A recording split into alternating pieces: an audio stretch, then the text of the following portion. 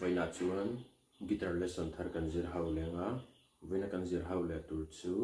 lel Duhsakin min theihnghilh bik long ti hla sakha guitar Perhdan kan zir hau ngelai din ke la dona asanga chu yama e 7 chord ti pani kan honga A7 le D7 na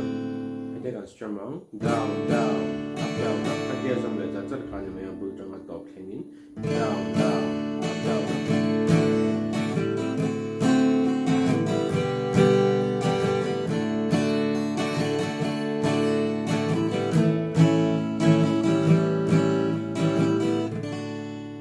pumpui kan strum le don ya